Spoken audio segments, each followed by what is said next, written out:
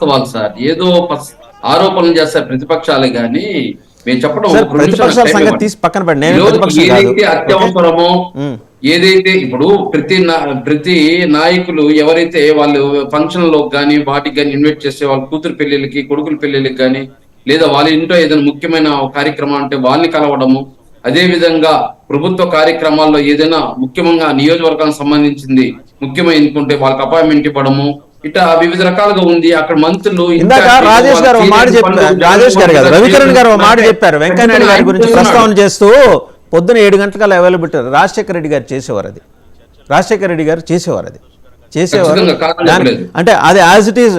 ఇప్పుడు మా నాన్న అట్లా చేశాడు కాబట్టి నేను కూడా ధోతి కట్టుకుని వచ్చి అలాగే వచ్చి జనంలో నుంచోవాలని మనం జగన్మోహన్ రెడ్డి గారిని అడగట్లా. వారానికి ఒక్కసారో 10 రోజులకు ఒక్కసారో ఎక్కడో ఒక ఊళ్ళో 144 సెక్షన్లు పెట్టాం. మనుషులే కలవకూడదు అని చెప్పేసి, గ్రూప్ గా 45 మంది చేరకూడదు అని చెప్పి ఆ విధంగా ట్రీట్మెంట్ చేసి కరోనాలో ఇబ్బంది పట్టి 2 సంవత్సరాలు అయితే ఇప్పుడు కూడా ఆంధ్రప్రదేశ్ రోజుకి 5 మంది 10 మంది చనిపోతున్నారు కరోనాతో. ఈ విధంగా గుంపులు చేసి సమావేశాలు ఏర్పాటు చేసి మీ సౌకర్యం కోసం కరోనాని మధ్యలోకి లాక్కురామాకండి. దయచేసి మీ సౌకర్యం కోసం కరోనాని మధ్యలోకి లాక్కురామాకండి. వేణుగోపాల్ గారు కరోనాని లాక్కురామాకండి.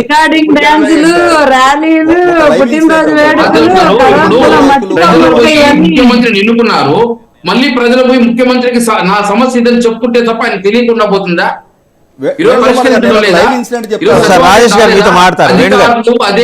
నాయకులే వాళ్ళ కుటుంబాల దగ్గర వాళ్ళ ఇంటికాడ పంపిస్తున్నారు, కుటుంబం దగ్గర పంపిస్తున్నారు. రైట్ వేణుగోపాల్ గారు ఒకసారి రాజేష్ గారు ఏదో చెప్పాలనుకుంటున్నారు. వేణుగారు రాజేష్ గారు ఒకసారి ఏదో చెప్పాలనుకుంటున్నారు. ఏం లేదండి, 1991లో నేదురుమల్లి జనార్దన్ రెడ్డి గారు ముఖ్యమంత్రిగా ఉన్నారు. మేము గుంటూరు నుంచి ఒక దురదృష్టకర సంఘటన జరిగిన నేపథ్యంలో ఒక 150 మంది స్టూడెంట్స్ హైదరాబాద్ వచ్చాం. అసెంబ్లీ సమావేశాలు నడుస్తున్నాయి. నన్నపనేని రాజకుమార్ గారు చీఫ్ విప్గా ఉన్నారు. రాజకుమార్ గారు అబ్బాయి రఘు మా ఫ్రెండ్ ఇట్లా ముఖ్యమంత్రి గారిని కలవాల్సిన అవసరం ఉందనంటే అసెంబ్లీ లోపలికి తీసుకెళ్లారు. సమావేశాలు జరుగుతున్న 150 మందిని జనార్దన్ రెడ్డి గారు సమావేశాల లోపల నుంచి బయటకు వచ్చి మాతో మాట్లాడి మా దగ్గర రిప్రజెంటేషన్ తీసుకున్నారు. అంటే నేనే స్వయంగా మాట్లాడాను ముఖ్యమంత్రి గారితో ఆ రోజు. ఆయన మేము సమావేశాలు జరుగుతున్నాయి, నేను లోపలికి వెళ్ళిపోవాలనే హడావుడు చూపించకుండా ఇంతమంది స్టూడెంట్స్ గుంటూరు నుంచి వచ్చారు. అందులో నేను తప్పించి మిగిలినందరూ గుంటూరు RVR ఇంజనీరింగ్ స్టూడెంట్స్ వాళ్ళందరూ, అంటే మా తమ్ముడు బ్యాచ్మేట్స్ అనమాట వాళ్ళంతా. మొత్తం వాళ్ళందరూ చెప్పేది చాలా వివరంగా విని, నాయకుల బాధ్యత అండి అది. రాష్ట్రానికి పాలకులుగా ఉన్నవాళ్ళు ఒక సమస్య గురించి ప్రజలు వచ్చినప్పుడు ఆ రోజు ఇవాళ ఉన్నంత ప్రతిబంధకాలు లేవు, ఇవాళ ఉన్నంత బ్యారికేడింగ్ వ్యవస్థ లేదు, ఇప్పుడున్నంత సెక్యూరిటీ హడ్డిల్స్ లేవు. ప్రజలతోటి చాలా క్లోజ్గా మమేకం అయ్యేవాళ్ళు. ఇప్పుడు వాస్తవంగా మేమేం కాంగ్రెస్ పార్టీ సానుభూతి పరులం కాదు, విద్యార్థులుగా వచ్చాం. అక్కడికి వచ్చినా సరే ఆ అంశం పట్ల పాలకులుగా ఉన్నవాళ్ళు, ఆ కన్సర్న్ చూపించేవాళ్ళు, వినేవాళ్ళు, దానికి పరిష్కారం అప్పటికప్పుడు చేయగలిగేదా లేదా అధికారులకి సూచన చేయదగ్గదా అని చెప్పని వాళ్ళు ఇమ్మీడియట్గా దాని గురించి రెస్పాండ్ అయ్యేవాళ్ళు. జీవితకాలం గుర్తుంటాయి ఇటువంటి ఇన్సిడెంట్లు. ఎప్పుడు 91, ఇవాళ 32 సంవత్సరాల తర్వాత కూడా దాని గురించి మాట్లాడుకుంటున్నారు. Yes, very true. ఇప్పుడు శివపార్వతి గారు మాట్లాడతారు. శివపార్వతి గారు, సరే మొత్తానికి అంటే సబ్జెక్ట్ మీది కాబట్టి మీరు ఇందాక అడిగారు మధ్యలో, ఎందుకంటే మొత్తం సమాచారం పూర్తిగా ఉండదని చెప్పేసి చివరిలో మిమ్మల్ని మాట్లాడదాం ఉద్దేశంతో ఆపాను. చెప్పండి, ఎందుకు ఈ రకమైన వ్యవస్థ 10 ఏళ్ల పార్టీకి మంచిదా? దాన్ని ఎలా చూస్తున్నారు మీరు? ముందుగా మీకు ప్యానెల్లో ఉన్న పెద్దలకి 99 వీక్షకులకి గుడ్ ఈవినింగ్ అండి. మీరు వాసుదేవ్ గారు, మనం వెళ్లే ముందు ఒక మాట అడుగుతాను. మనకి రాష్ట్రంలో ఇన్ని సమస్యలు ఉంటే మా జనసేనలో జరిగే వాటి గురించి డిబేట్ పెట్టడం అవసరమా అండి? సో జనసేన రాష్ట్రానికి సంబంధం లేదని మీరు చెప్పండి. రేపటి నుంచి ఒక అధికారిక ప్రకటన ఇప్పించండి. మీరు శివపార్వతి గారు ఒక అధికారిక ప్రకటన ఇప్పించండి. శివపార్వతి గారు వినండి. శివపార్వతి గారు వినండి, ఒక్క నిమిషం వినండి. శివపార్వతి గారు వినండి. మీరు ఏం చేస్తారంటే ఒక్క నిమిషం శివపార్వతి గారు వినండి. మీరు మీ రాష్ట్ర కార్యాలయానికి ఫోన్ చేసి ఒక అధికారిక ప్రకటన రాష్ట్రంలో చాలా సమస్యలు ఉన్నాయి, జనసేనని పట్టించుకోమాకండి, జనసేనకి రాష్ట్రానికి సంబంధం లేదని ఏదైనా ఇప్పించండి.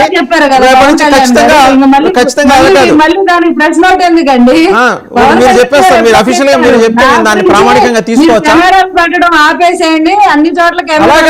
ఇప్పుడు మీరు ఎలాగో కార్యకర్తలను కలవట్లేదు, ప్రెస్ కూడా ఎవరు అవసరం లేదు, మీడియా కూడా అవసరం లేదు, మీరు చెప్పేయండి రాష్ట్రంలో చాలా సమస్యలు ఉన్నాయి దాని మీద మీరు మాట్లాడుకోండి అని.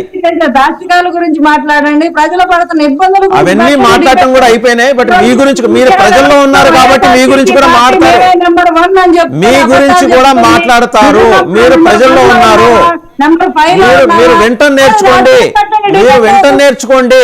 మీరు ప్రజల్లో ఉన్నారు, మీ గురించి మాట్లాడతారు ఖచ్చితంగా, ఖచ్చితంగా మాట్లాడతారండి, మీ గురించి మాట్లాడతారు. మీరు రాజకీయ పార్టీ, ఇప్పుడు ఇన్ని పార్టీలు ఉన్నాయి, వీళ్ళందరూ ఈ నిందలు మోయకుండానే ఈ వాస్తవాలను తెలియకుండానే ఇక్కడ దాకా వచ్చా. ఆ రోజు మిమ్మల్ని పిలవనందుకు క్షమించండి, ఈసారి పెట్టినప్పుడు ఖచ్చితంగా పిలిస్తే మీరు మాట్లాడండి, ఖచ్చితంగా మాట్లాడదాం. వాసుదేవ్ గారు, అసలు డిబేటబుల్ విషయమేనా ఇది? ఏది డిబేటబుల్ ఏది కాదు అనేది ఈ లీవ్ ఇట్ అవర్ డిస్కషన్ అండి. మీకు నచ్చలేదు అనుకోండి, నాకు ఈ టాపిక్ నచ్చలేదని చెప్పండి, కానీ ఇది డిబేటబుల్ కాదు అని మీరు అనలేరు, మీరు అనలేరు. ఇది డిబేటబుల్ కాదు అని మీరు అనలేరు. మీకు నచ్చలేదు అనుకోండి, ఇది నాకు నచ్చలేదని అనండి, నేను గౌరవిస్తా. మీరు ఒక 100 మందిని శాంపిల్స్ అడగండి, ఎవరైనా ఇదే ఆన్సర్ చెప్తారు. మన రాష్ట్రంలో ఇన్ని బాధలు పెట్టుకొని మీరు ఇది కూర్చొని జనసేన పవన్ కళ్యాణ్ గారు అపాయింట్మెంట్, మీకు ఎవరండి చెప్పింది?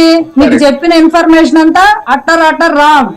నేను చెప్తున్నా, మేము అఫీషియల్ స్పోక్స్ పర్సన్ గా కాకుండానే నేను పార్టీ పెట్టిన దగ్గర నుంచి వీర మహిళా విభాగంలో నేను చాలా దగ్గరగా వర్క్ చేసిన దాన్ని నేను చెప్తున్నాను. ఓ పని చేయండి, రేపు 18వ తారీఖు మీటింగ్ మీరు కూడా వెళ్ళండి, నాకు ఎవరు చెప్పారు మీరు ఎవరు కనిపిస్తారు. కాదు మీరు అడిగారు కదా, మీరు అడిగిన ప్రశ్న మీకు ఎవరు చెప్పారని అడిగారు, నాకు చెప్పిన రేపు 18వ తారీఖు మీటింగ్ వస్తున్నారు ఒంగోలుకి, మీరు కూడా వెళ్ళండి, నేను రాను, మీరే మాట్లాడచ్చు వాళ్ళతోటి. ఓకే ఓకే మీకు చెప్పిన వాళ్ళు ఎవరో నేను మీకు చెప్తా, పర్సనల్ చెప్తా, వాళ్ళు అక్కడికి వస్తున్నారు, వాళ్ళతో మీరు మాట్లాడండి. రకరకాల వాళ్ళు ఉంటారు, మాకు ఎలా అంటే మా పార్టీలో అందరి పార్టీలో రకరకాల వాళ్ళు ఎందుకు ఉంటారండి, మీ పార్టీ అభిమానులు, సినిమా అభిమానులు ఉన్నారు, రాజకీయ ప్రస్థానం మొదలు పెట్టిన వాళ్ళు ఉన్నారు, సినిమా అభిమానులు కార్యకర్తగా మారిన వాళ్ళు ఉన్నారు, రాజకీయాల్లో క్షేత్రస్థాయిలో పనిచేసే వాళ్ళు ఉన్నారు, రకరకాలు ఉన్నారు ఇక్కడ. ఇంకొకటి ఏంటంటే అభిమానంతో ఉండి పరోక్షంగా పనిచేసే వాళ్ళు బోల్డ్ మంది ఉన్నారు, లక్షల్లో ఉన్నారు. ఆయన చూడాలనుకోరు, వాళ్ళు ఎవరో కూడా తెలియదు, వాళ్ళ ఐడెంటిటీ కూడా చూపించుకోరు, అలాంటి వాళ్ళు బోల్డ్ మంది ఉన్నారు. మరి వాళ్ళందరూ కలవాలి అనుకుంటే పవన్ కళ్యాణ్ గారికి కుదిరిద్దా? కుదరదు కదా. ఆయన మాట ఇచ్చింది, ఆ మాటను ఫాలో అయ్యే బోల్డ్ మంది ఉన్నారు. ఇంకొకటి, కలవాలనుకునే ఈ అపాయింట్మెంట్ దొరకట్లేదు అనేది మాట అవాస్తవం. మాకున్న మెకానిజం నేను చెప్తాను, మీరు వినండి. నేను పార్టీలో నేను క్లోజ్ గా అబ్జర్వ్ చేసి 10 ఏళ్ల నుంచి నేను ట్రావెల్ అవుతూ పార్టీ పెట్టిన దగ్గర నుంచి పార్టీ ఎలా ఇంప్రూవ్ అయింది, ఏ రకంగా అడ్మినిస్ట్రేషన్ మారిపోయింది అనే దానికి ప్రత్యక్ష సాక్షి నేను. సో నేను చెప్తే మీకు మరి అర్థం చేసుకుంటారని ఆశిస్తున్నా. ఇంకా అంతకన్నా స్పెక్యులేషన్ కావాలంటే చెప్పండి. 10 ఏళ్ల ప్రస్థానంలో జరిగిన మార్పుల గురించి చెప్తాన్నారుగా, చెప్పండి. ఇప్పుడు పవన్